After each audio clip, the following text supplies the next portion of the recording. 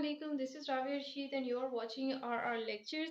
और today we are talking about how to remember everything.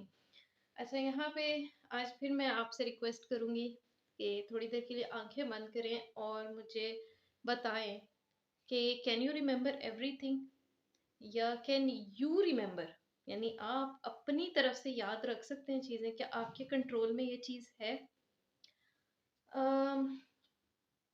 सूरह क़यामा में ना आयत नंबर 16 से लेके 19 तक इस बात का जिक्र है कि अल्लाह ताला जो है ना वो इस चीज़ के ज़िम्मेदार हैं। नबी सल्लल्लाहु अलैहि वसल्लम पे ना वही नाजिल हो रही थी, तो आप जल्दी जल्दी उसको रिपीट करने की कोशिश कर रहे थे कि आपको याद रहे वो। तो उस पे अल्लाह ताला ने आपसे कहा था कि आप बहुत जल्दी जल्दी अपनी ज़ुबान को हरकत ना दें, इस वही का याद करवा देना ये हमारे ज़िम्मे है।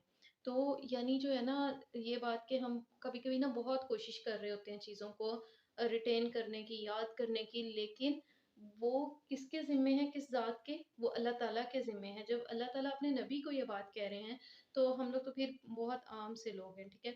तो इसमें जो है ना, मुझे ये लगता है कि हमें कुछ भी अगर याद करना हो ना, तो इसके लिए कुछ चीज़ें, कुछ प्रिकॉशंस हमें रखने चाहिए ताकि हमारी जो है वो याददाश्त अच्छी रहे, ठीक है? और हम ज़्यादा नॉलेज को रिटेन कर सकें। जो नॉलेज होता है ना, ये भी अल्लाह ताला की एक देन होती है और ये हर शख्स इसको ले नहीं सकता, हर शख्स इसको याद नहीं कर सकता। तो इसके लिए ज़रूरी ये है कि हम जितने अंदर से खालिस और साफ़ होंगे, तो उतनी ही वो चीज़ें हमारे अंदर ज़्यादा इम्बाइब करेंगी। हम उसको अच्छे तरीके से रिटेन कर सकेंगे, जितना हम जो हैं वो कुछ चीज़ों को कुछ उसकी प्रिकॉशंस लेंगे। तो चलें जी, आँखें खोल दें और आ जाएँ लेक्चर के ऊपर। असल में ना, मैंने जब ये बात पढ़ी थी तो मुझे ना ये चीज़ काफ़ी फ़ील होती है कि कई दफ़ा आपकी क्लास में बहुत सारे बच्चे ऐसे होते हैं जो बड़ी जल्दी-जल्दी ना रट्टा लगा रहे होते हैं करके जल्दी-जल्दी चीज़ों को पढ़ रहे होते हैं। लेकिन ये बेचारे वही बच्चे होते हैं कि जब इनसे टीचर खड़ा करके कोई आंसर पूछता है तो वो बच्चे कन्फ्यूज़ हो जाते हैं, बिल्कुल उनको आंसर नहीं आ रहा होता। तो बहुत ज़्यादा जो है ना बोलने की और मतलब रट्टा लगाने की, इन चीज़ों की ना ज़रूरत नहीं होती। कई दफ़ा ये होता है कि आपने बिल्कुल सुकून से जो है ना वो बात को समझना होता है, उसको अपने अंदर उतारना होता है। और जब आप उसको गौर से खामोशी के साथ सुन लो ना, तो वो चीज़ आपको याद होने लग जाती है, वो आपको समझ में आने लग जाती है, आपके दिमाग में आ जाती है और फिर आप उसको अपने वर्ड्स में भी एक्सप्लेन कर सकते हो। चलें जी, स्टार्ट करते हैं। सबसे पहली बात जो मैंने यहाँ लिखी है, जो कि थोड़ा सा स्टैंड हिल रहा है। अच्छा, पहली बात ये कि you can't remember everything.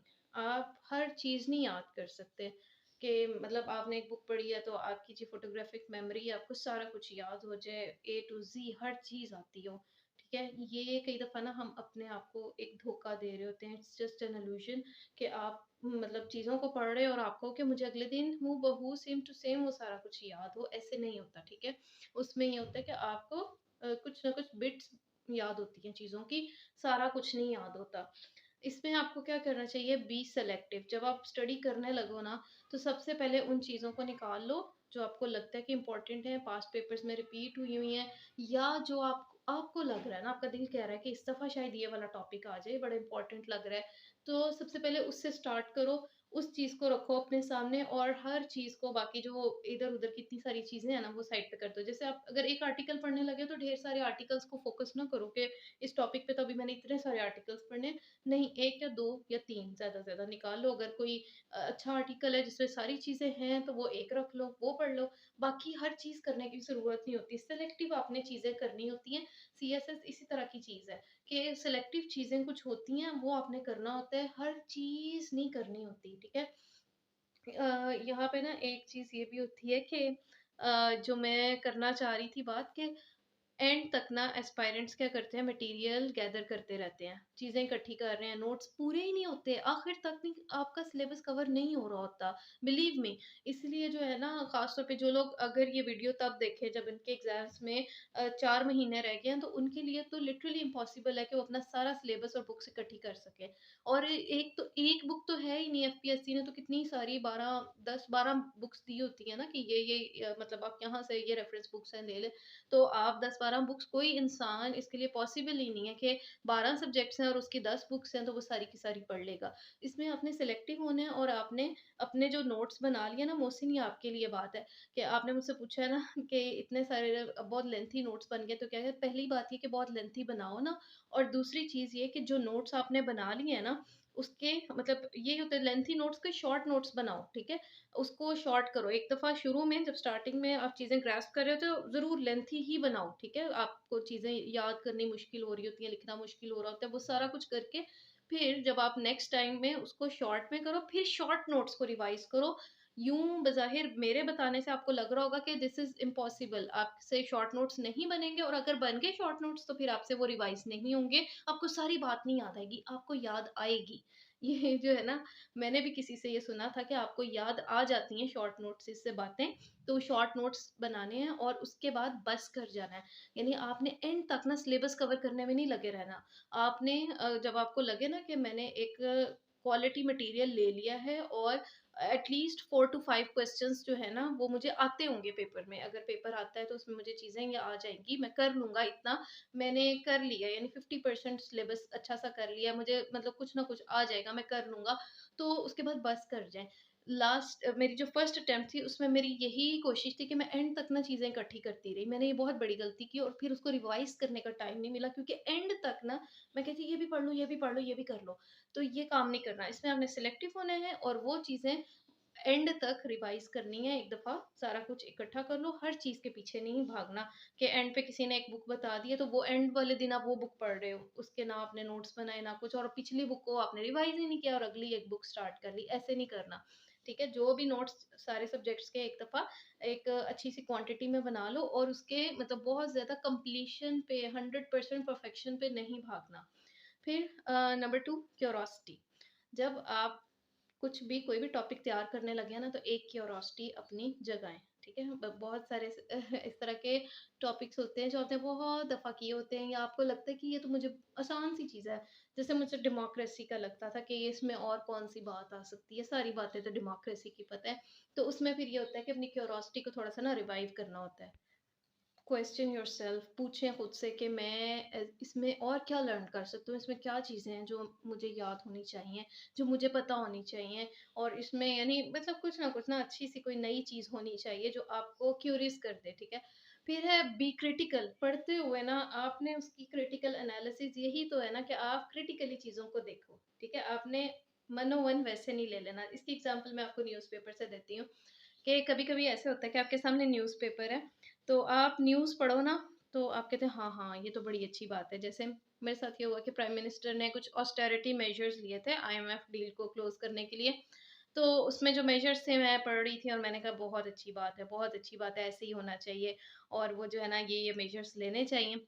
Next day उसके ऊपर एडिटोरियल आया और उसमें उन्होंने क्रिटिसाइज़ किया हुआ था कि हाँ जी, अब मतलब याद आ गया ऑस्टेरिटी मेजर्स लेना और कब तक लेंगे और किस तरह इसको इम्प्लीमेंट करेंगे और वो सारी चीज़ें।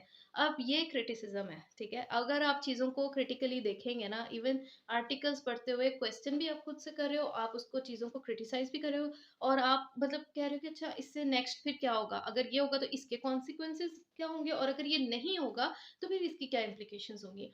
इस तरह आपने उन चीज़ों को एनालाइज़ करना शुरू कर देना है और ये चीज़ आपको बहुत हेल्प करेगी, जब आप इसको रिप्रोड्यूस करोगे, जो भी चीज़ आप याद कर रहे हो। तो जब आप उससे ना आपका माइंड इन चीज़ों से एक्टिव होता है। आपने मतलब जैसे आप मतलब कोई आपको तारीफ़ करता है ना, रूटीन में लोग आपको यानी मतलब तारीफ़ नहीं करता, यानी एक रूटीन चल रही है, कोई नोटिस नहीं कर रहा, तो आपको मतलब वो कोई ख़ास दिन नहीं लगता। लेकिन जिस दिन कोई आपको क्रिटिसाइज़ करता है, कुछ आपको कहता है ये आप में ख़ामी है और अगर ज़रा बुरे तरीके से कह देता है, तो आपको रात को नींद नहीं आ रही होती, आपका किसी चीज़ में दिल नहीं लग रहा होता। और आप कह रहे इसने मुझे ये कहा तो कहा क्यों?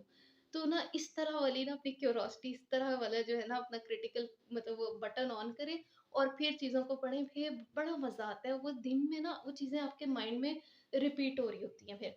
अच्छा, फिर आ जाएँ जी मेमोरी एड्स। मेमोरी एड्स में क्या-क्या चीज़ें हैं? देखो आपका ना ब्रेन की एक सर्टेन कैपेसिटी है।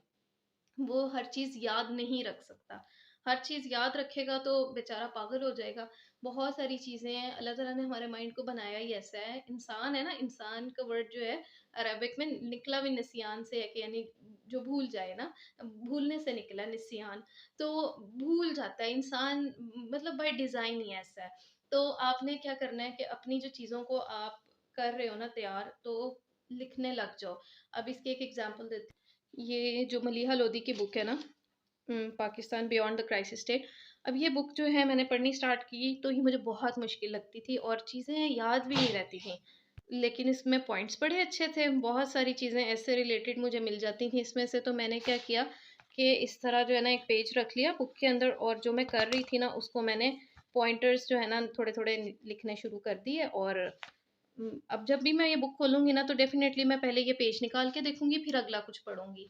तो ज आपने जो टॉपिक तैयार करना है उसके 2-4 वर्ड्स भी आप लिख लो ना, तो आप दोबारा वो टॉपिक कहाँ आपने खोलना होगा, आप तो नेक्स्ट पे जाओगे ना। तो लेकिन जो पहले लिखा था, एक नज़र उस पे इंसान ज़रूर डालता है कि अच्छा ये मैंने क्या लिखा है, और वो चीज़ आपको बार-बार रिवाइज़ होने लग जाती है। जितना मर्ज़ी गंदा लिखो, जितना मर्ज़ी छोटा लिखो, कीड़े डाल दो पेज पे, लेकिन कुछ करो ज़रूर जिससे लिखो तो उससे मतलब लिखते हुए ही वो चीज़ आपको ना याद होने लग जाती है। तो बस लिखने में ना एक बड़ी ताकत है, ठीक है? ऐसे ही नहीं, कुरान ने तो कसम भी खाई है ना, नून वल कलम वमा यस्तरून, के कलम और इसके लिखे की कसम खाई है अल्लाह ताला ने। तो इसमें बहुत ज़्यादा पावर है, लिखने को कभी भी अंडर एस्टिमेट ना किया करें, ठीक है? फिर है स्टिकी नोट्स, नोटपैड, कुछ भी आप जो है ना एक नोटबुक बना लें। फैक्ट बुक का किसी ने कहा था, उस पे भी इंशाल्लाह कभी वीडियो बनाऊँगी।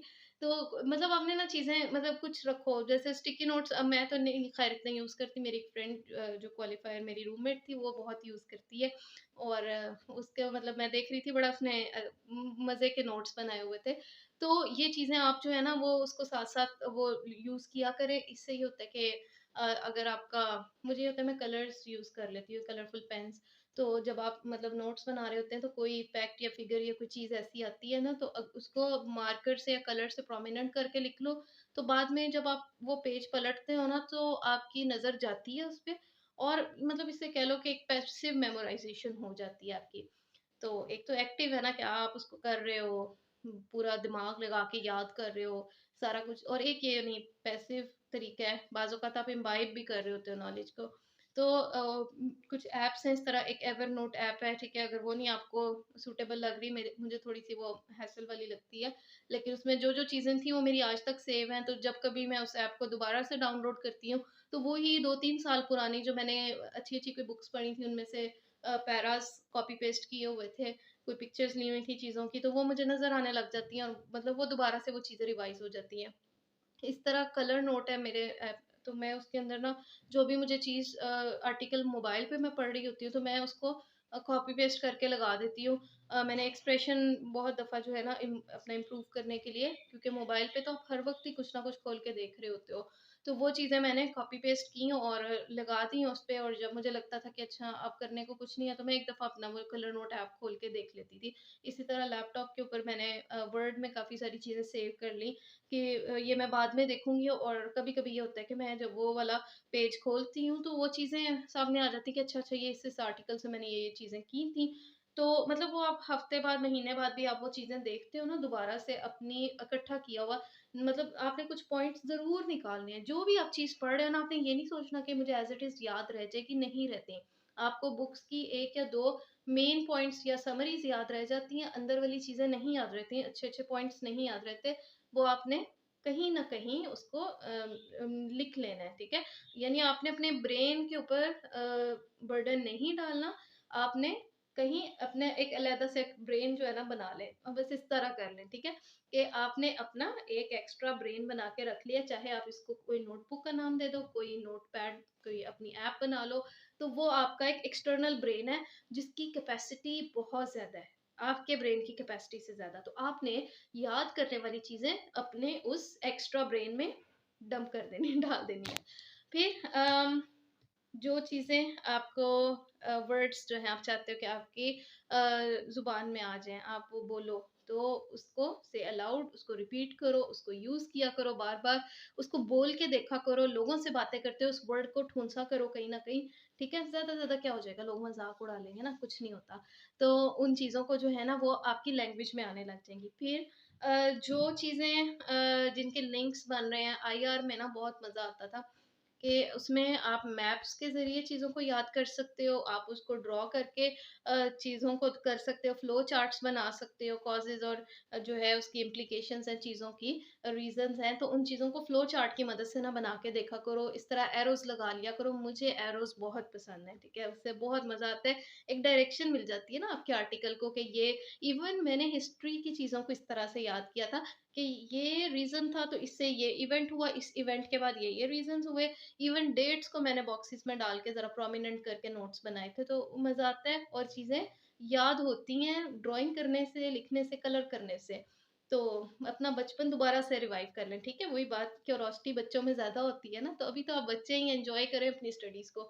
फिर लिसन योर लेक्चर्स, जो आपने पाक स्टडीज़ के मुख्तलिफ चीज़ों के यूट्यूब पे इतने लेक्चर्स हैं ना, वो आप मतलब सुने, और बेहतर तरीका बल्कि है ना ये है कि हेडफ़ोन्स लगा लें और फुल वॉल्यूम करके ना जितना आप कर सकते हैं बर्दाश्त, उस पे सुनें, आस-पास की नॉइज़ नहीं आ रही होती और वो आपके माइंड में रिंग कर रही होती हैं चीज़ें। और ना याद रखें, इवन रात को सोते हुए आप ये चीज़ करके देखें। इवन आप कुरान को जब करते हैं ना, तो अगले दिन वो आयत आपके ज़हन में रिपीट हो रही होती हैं, रिंग हो रही होती है। और इसी तरह आप जो चीज़ें, कोई लेक्चर आप रात को सुन के सोए थे, कोई भी जितना भी मुश्किल लेक्चर था, उसकी बाकायदा फुल लाइन्स आपके जो है ना रिपीट हो रही थी। इवन पता है पेपर में 18th अमेंडमेंट पे क्वेश्चन आया और इस पे मैंने एक लेक्चर सुना हुआ था यूट्यूब पे।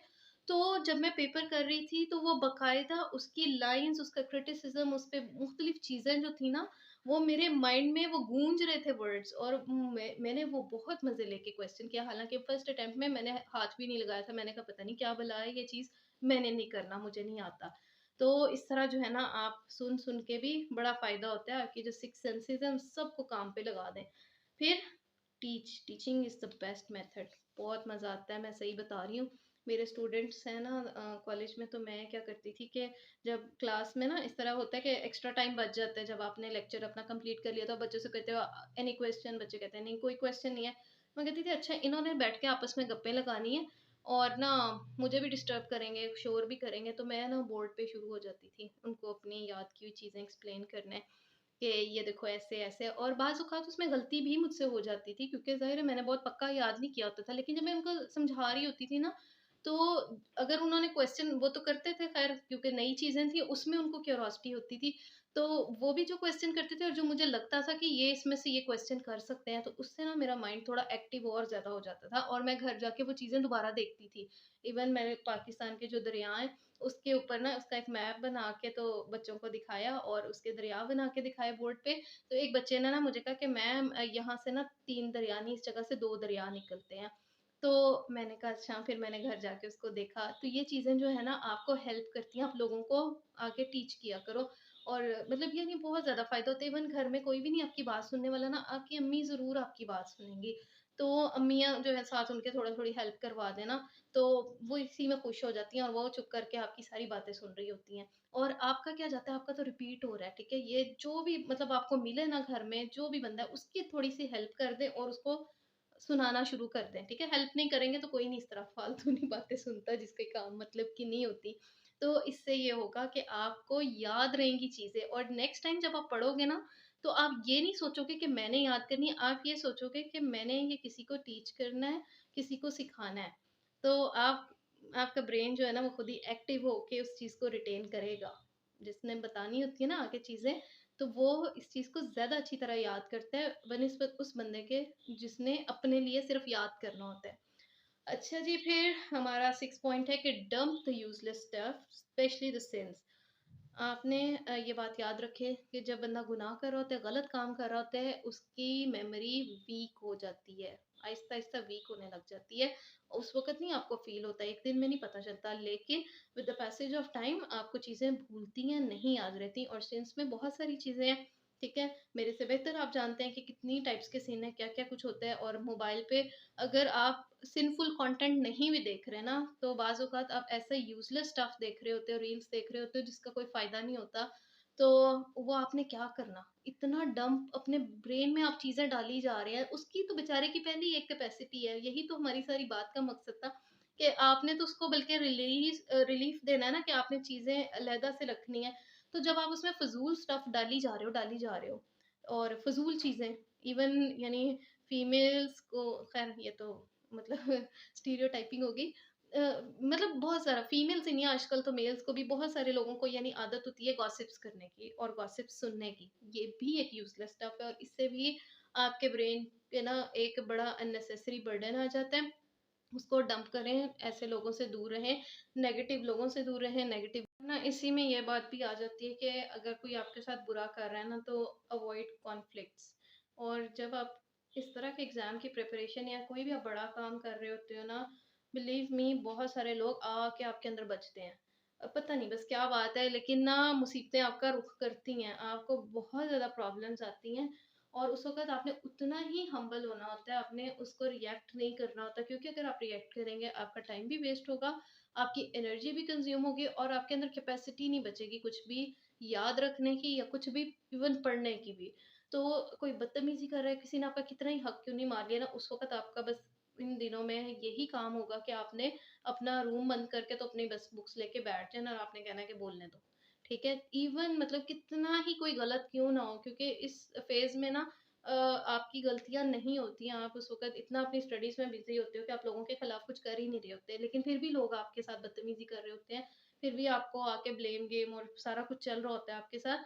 तो उस वक़्त आपने जो है ना ऐसे लोगों को इग्नोर करना होता है, टोटल इग्नोर करना होता है। आपने अपनी सफाई में उस वक़्त जो है ना मतलब आप बोलने लगते हो तो लड़ाइयाँ बढ़ती हैं। आपने हर तरह की लड़ाई, हर तरह की गलत चीज़ों को ना इग्नोर टोटल इग्नोर करना होता है। बिल्कुल जो है ना ब्लैंक आपके एक्सप्रेशंस होने चाहिए और अपनी पढ़ाई के ऊपर करना है और खुद भी कोई ज़्यादा एक्सपेक्टेशंस नहीं रखनी। लोग आपकी कोई आके हेल्प नहीं करता, आपको बहुत सारे इश्यूज़ होते हैं। स्टडीज़ के दौरान आपको वो हेल्प की चाहिए होती है। उसमें ये है कि आप जो लोग आपकी हेल्प कर रहे हैं उनसे लो, लेकिन जो नहीं करते उनसे एक्सपेक्टेशंस नहीं रखो कि कोई आएगा और मेरी करवा देगा या घर वालों के ऊपर इस तरह के ना एक्सपेक्टेशंस ना रखो कि देखो मैं तो इतना बड़ा काम कर रहा हूँ, आप लोग मेरे लिए इतना सा भी नहीं कर सकते। उनका नहीं अभी आप कुछ भी नहीं बने, ठीक है? आप उनको कोई बेनिफिट नहीं दे रहे अपनी ज़ात से, तो आप खामख़ा उनके ऊपर एक ना मतलब वो बर्डन अपनी ज़ात से ना डालो कि देखो मैं तो बहुत बड़ा काम कर रहा हूँ। अभी आप यानी अपने ना हम्बल रहने का फ़ेज़ है, आप कुछ भी नहीं बने, ठीक है? इवन बन भी जाए इंसान तो तब भी उसको अपने आप को जो है ना इस तरह नहीं करना चाहिए कि मैं कोई बहुत बड़ी चीज़ बन गया हूँ। लेकिन घरवालों से इस तरह की एक्सपेक्टेशंस रखना कि देखो आप लोगों को तो ये एहसास ही नहीं मैं कितना बड़ा काम कर रहा हूँ, आप मेरी हेल्प करो। ये चीज़ें नहीं करनी, उठ के अपने काम खुद करने की आदत डालें। ये नहीं कि छोटे-मोटे कामों में आप कहें कि नहीं-नहीं मैं तो पढ़ रहा हूँ, मैं तो याद करने की कोशिश कर रहा हूँ, मुझे तो पहले ही अपना काम नहीं याद हो रहा।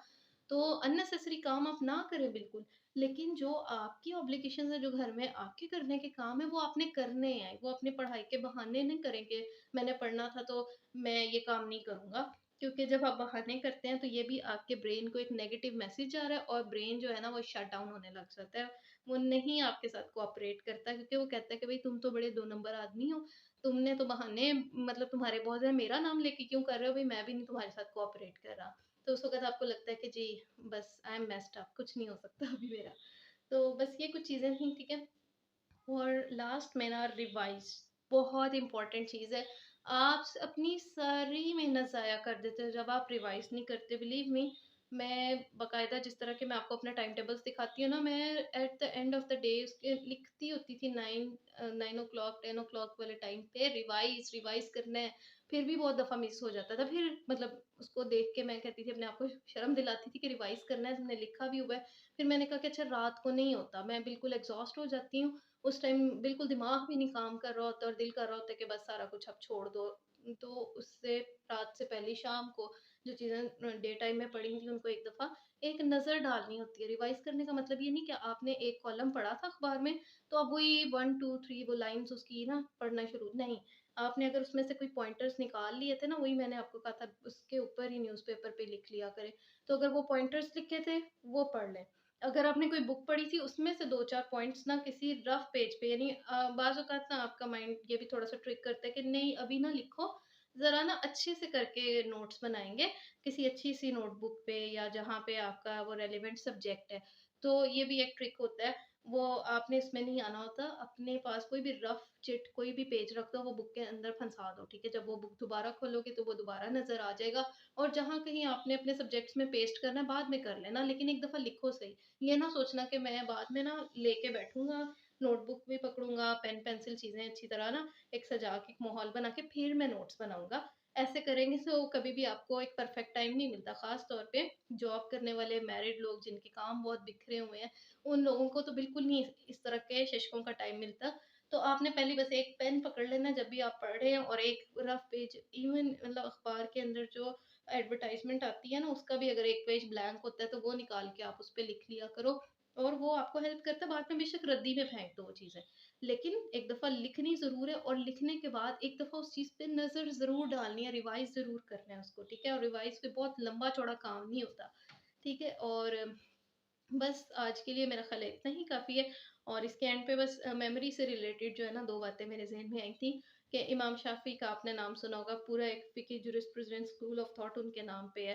तो मतलब वो इतने नेक आदमी थे लेकिन उन्होंने एक दफ़ा अपने उस्ताद वकी से शिकायत की कि मेरा हाफ़िज़ा ना इतना तेज़ नहीं है। ऑल्दो कि हमारी निस्बत तो बहुत ज़्यादा वो फ़ास्ट था उनका जो है मेमोराइज़ेशन का प्रोसेस, उनको इतनी हदीसें ज़ुबानी याद थी, कुरान के वो हाफ़िज़ थे। लेकिन फिर भी उन्होंने अपने उस्ताद से कहा कि मैं क्या करूँ मेमोरी मेरी बूस्ट हो, तो उनके उस्ताद ने उनको कहा था कि गुनाह छोड़ दो और उस लेवल के शख्स वो गुनाह क्या कर सकते होंगे। लेकिन बहरहाल उनके उस्ताद ने ये बात की तो इसका मतलब है कि सेंस जो है ना बहुत दफ़ा इनकॉन्स्पिक्यूअस भी होते हैं, छोटे से भी होते हैं, आपको फ़ील भी नहीं हो रहा होता लेकिन वो आपकी मेमोरी पे असर डालते हैं। और इसके अलावा एक बात डॉक्टर महमूद अहमद गाज़ी कहते थे, उनकी बुक में थी कि जो लोग हदीस पढ़ते हैं ना, हदीस का नॉलेज लेते हैं, हदीस याद करने की कोशिश करते हैं, तो उन्होंने कहा था कि मतलब कोई मौजज़ाती तौर पे ना उनकी मेमोरी बहुत ज़्यादा इंक्रीज़ हो जाती है, मुहद्दिसीन की उन्होंने बात की थी। तो यानी ये जो है ना जितना आप प्योर होते हैं ना, जितना आप वही के नॉलेज से कनेक्टेड होते हैं, आपकी मेमोरी उतनी अच्छी होने लग जाती है।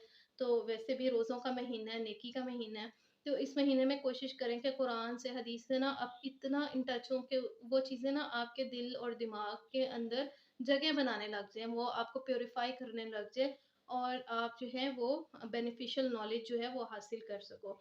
इसके साथ मुझे इजाज़त दें। अस्सलामु अलैकुम।